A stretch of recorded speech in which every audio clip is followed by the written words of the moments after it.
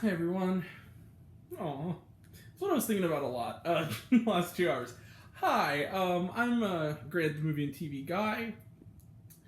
Um, and we are going to talk about a movie today. It's The Palooza Continues. And a movie that might surprise people when I think about it, or maybe not. Some people say I'm too forgiving. And I'm Grant the Movie and TV Guy. So the movie we're going to talk about is, hey, let's go on an adventure. We're going to, joke aborted. I don't know how to do this. A bit about this. We're just gonna jump right into it. Finding You is the name of the movie we're talking about today. It is written and directed by, Brian Bao.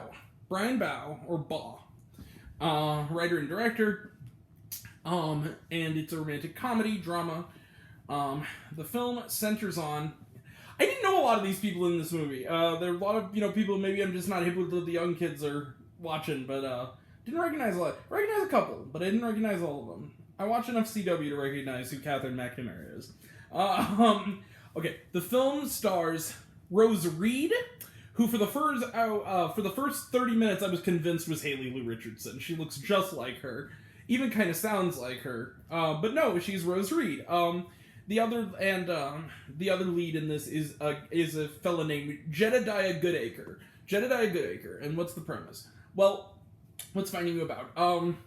It's basically every rom-com you've ever seen without the ironic touch of something like a Love Actually or This Isn't It Romantic. Does that mean it's bad? Maybe not. But okay, what's the actual premise? Well, Miss Reed, Rose Reed, plays the role who's quite charming in the film. I've never seen her before. It's quite good. I wouldn't mind seeing more of her on the big screen, as with Mr. Goodacre. She plays a young woman named Finley. Finley, she's a young violinist. She kind of has this big audition. It doesn't go quite as she planned, and her mother, played in kind of a wasted cameo by Judith Haug. Who, if you don't know who Judith Haug is, she was April O'Neil in the original Teenage Mutant Ninja Turtles, as well as the mom from the Halloween Town movies.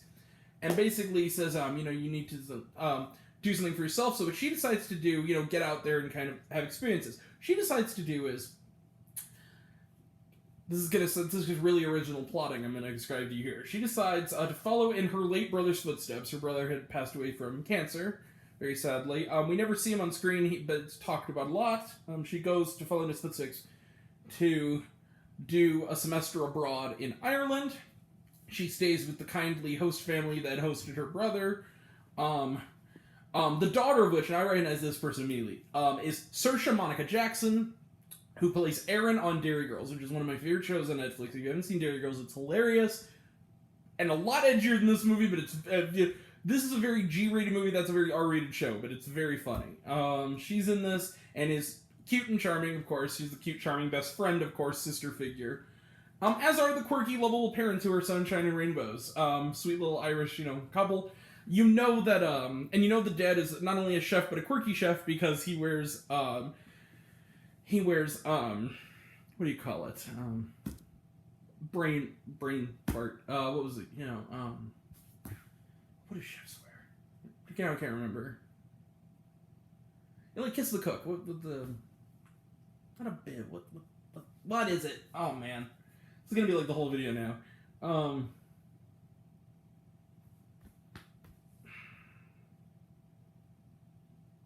Apron. He wears an apron, okay, that says things like on it, like, sorry for all the dead air. This is a hard movie to review, weirdly enough. That says things like, I traded my big guns for sticky buns, and something weird happened to me, I was smiling. So basically what happens is that, by chance on her way, she meets cute with an actor by the name, the very movie actor, only in a movie name, of Beckett Rush. He's played by Jedediah Goodacre. And see, they never just call him Beckett. They always call him Beckett Rush. Because that's a really fun name to say. They meet cute on a plane. He's a little arrogant. She's not turned on by his charms at first. But wouldn't you know it, to get away from the paparazzi, he's staying at the same bed and breakfast that her host family runs that she's staying at. Oh boy, the coincidence. And they're right down the hall from each other. And despite him being maybe sort of a relationship with Catherine McNamara, his co-star on this show this movie rather, franchise, it's essentially kind of like Game of Thrones. It kind of reminds me a bit of, a lot of the people who are going to watch this review that are not related to me are not going to know this. Dragonheart, it was a movie from the 90s. and they fall in love despite the odds, but when their worlds collide, including his kind of mean manager dad, played by Tom Everett Scott, oh boy. This normal girl and this superstar. Can they be together? And does anyone care? I care. I'm going to be honest with you. This movie is cornball as I'll get out. It's so cliched, you can just about name every single line before it happens, every single plot point before it happens. I certainly could. And it's about as corny and cheesy as an explosion at a Cheetos factory. But, regardless, it was a movie that I walked in knowing a lot of these elements were going to be there, expecting to hate it, and I kind of loved it.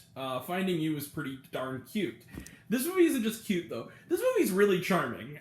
Despite its familiarity, this is, to me, it's hard to describe. It's that kind of ineffable quality. It's like a throwback to movies from the 2000s, like What a Girl Wants, Chasing Liberty, Lizzie McGuire movie, Sister of the Trouble. It's kind of movies I'd see with my sister when she was in middle school and I was in elementary school.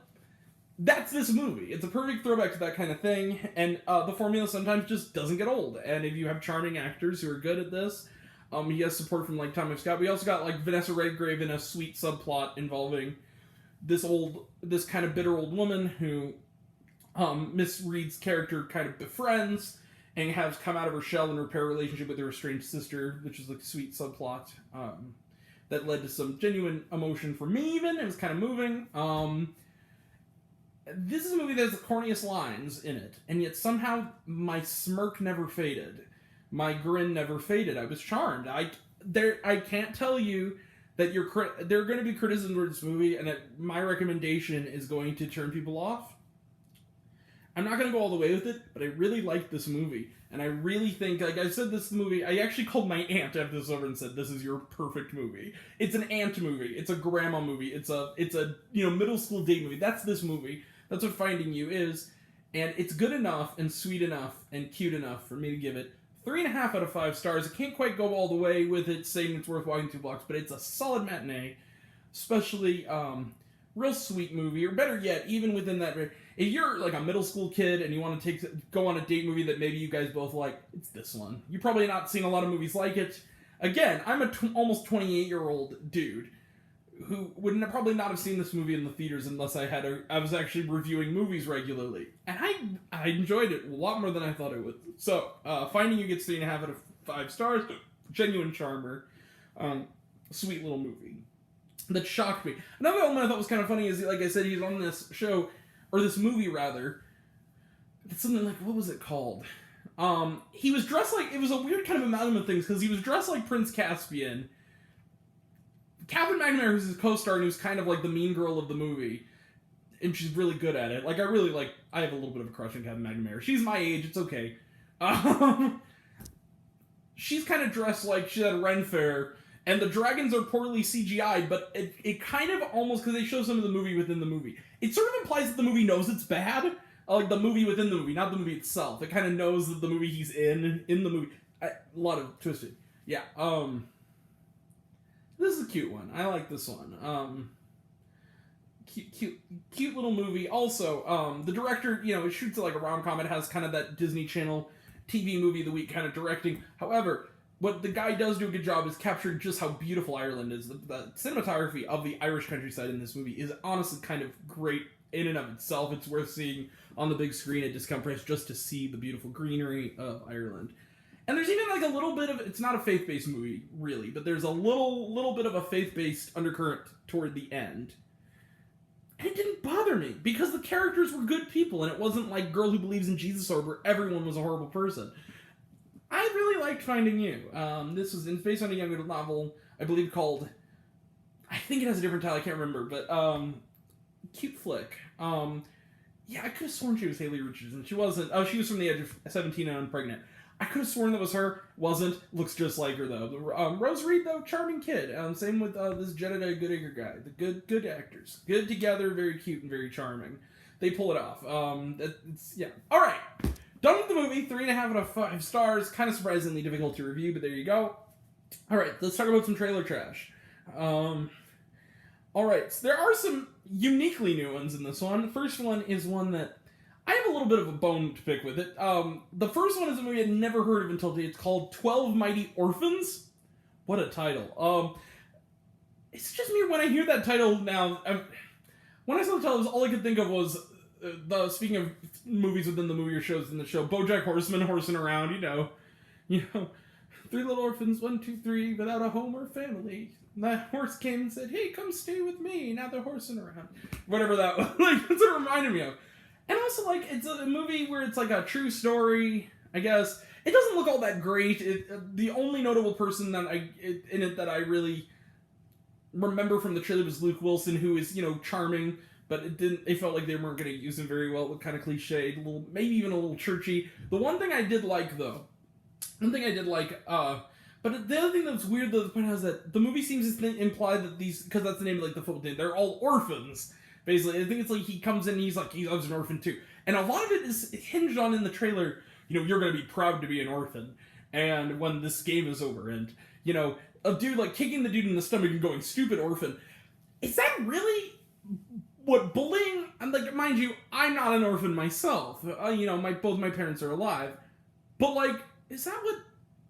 Are people actually being bullied for having no parents? That's kind of extra crappy. Yeah, that goes from pure bullying to just pure heartless evil at that point. That's the equivalent of, like, what Don Glover said about, that's why your mom's in a wheelchair thing, where the kid was, he was shocked when he heard the kid say that. Pretty awful. What kind of person would make fun of a person whose parents were dead? That's yeah. Anyway, unless you're Miss Hannigan, I don't know how, they can get away with that. It looks okay. I don't know. 12 Mighty Orphans. What a title. In the Heights. Looks good. Again, we've seen it a bunch. Spirit Untamed. Again, I don't know why they're making a sequel to Spirit, but again, maybe it fits this movie perfectly. It's a throwback to animated movies from the 2000s, just like this was to, family rom-coms, whatever. Cruella, again, I'm really sick of this trailer. I'm looking forward to it. It's only a couple weeks left. Dream Horse, sick of the trailer, coming out next week. I would probably go see it, because it's probably going to be the only, barring Army of the Dead, but that's going to be on Netflix. It's going to be probably the only new release at my theater next weekend, it appears, so I'll definitely see it. The other one, this is the one that's interesting, and it's a mouthful of a title. In fact, I couldn't get all of it in the theater. I had to look it up. Rita Moreno, Just a Girl Who Decided to Go For It. That's the whole name of the movie. And it's a documentary about the iconic Rita Moreno. Best known, of course, to a lot of people for West Side Story, as well as, to me, not only West Side Story, she's going to be in the remake also that's coming out that looks really good. Who also, she's the grandma on one of the late great shows that nobody watched and therefore it was canceled, but was really, the people who did watch it loved it, including me, which was One Day at a Time. She's great in that. It looks like a solid documentary. Got people like Lin-Manuel Miranda on there, Eva Longoria, and they're talking about her. Looks like a good profile of her, and I'm looking forward to checking it out. I like Rita Moreno. I'd like to know her story. And it looked really moving and really interesting. All right, that's it. Was there shawarma? No, there was not. No, there was not. But there was honestly kind of a nice little music cues. A lot of, fiddling and violin and stuff in it. All right, yeah, we're almost out of time. So, apologies, my day ran out of time. Finding You, so give it a chance. Surprisingly cute flick. Go with it. It's predictable, but you might just charm you. It did me. And even if it doesn't, you're probably not wrong in your criticism, but what can I say? I can only review the movie I saw, and the movie I saw charmed me. So there you go. All right. We'll see you later tonight for SNL, tomorrow's Profile, and Monday is Top Gun. And then Tuesday we're going to have a Big Sky review. That'll all be next time in Season 1. That'll all be next time. Oh, speaking of it, one more thing. I found out they canceled American Housewife. Unacceptable, ABC. Unacceptable. You renewed the Goldbergs, though, so I still love you. All right, and Big Sky, so I still love you. All right, and Home Economics. Love you all. Appreciate you all.